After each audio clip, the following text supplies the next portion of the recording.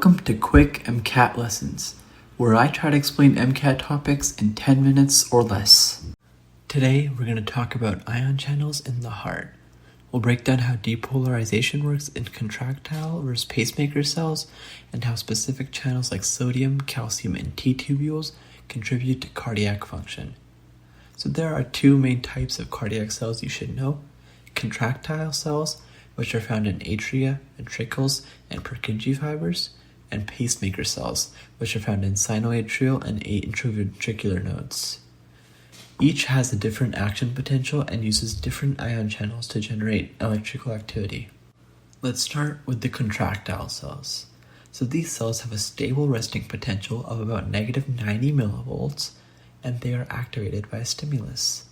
The key phases in this action potential goes from phase 0 to phase 4. Phase 0 is rapid depolarization.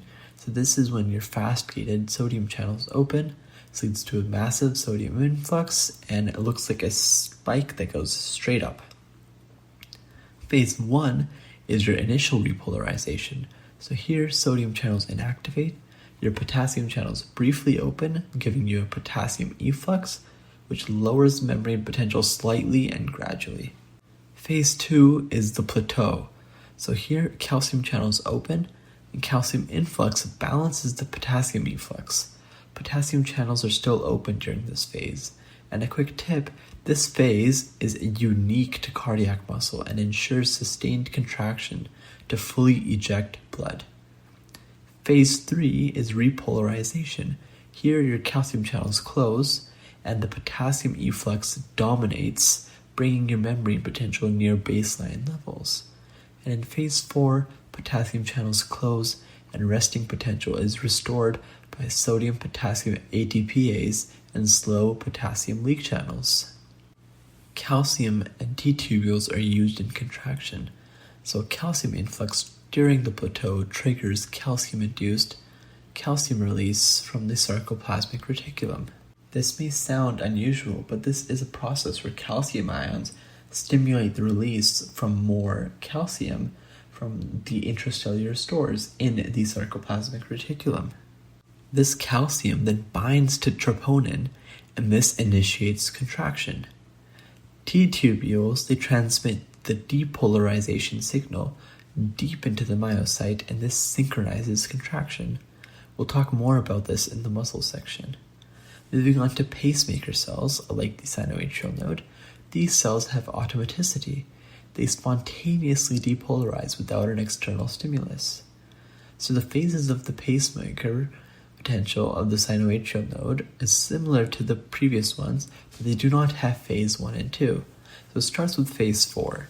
Phase 4 is a slow depolarization. This is caused by sodium leak channels, and this inward sodium leak brings the cell potential to threshold for voltage-gated calcium channels. The voltage-gated calcium channels open and causes phase 0.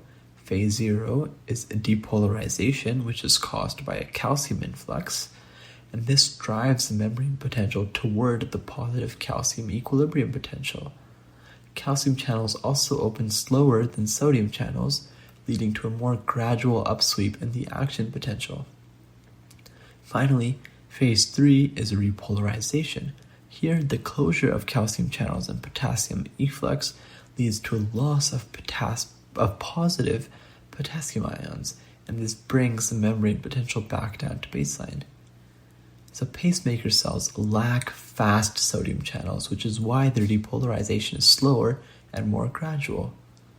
Many regions of the heart, like the AV node and Purkinje fibers, can depolarize spontaneously, but the SA node has the most sodium leak channels of the conduction system, which allows it to reach threshold before any other region of the heart and set the rate of contraction.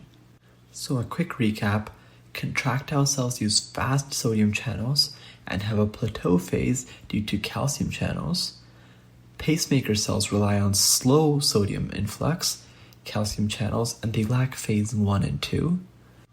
T-tubule and calcium release coordinates contraction, and you should know the ion channel differences and action potential phases for each cell type. That's it for today's episode. Next time, we'll talk more about capillary exchange.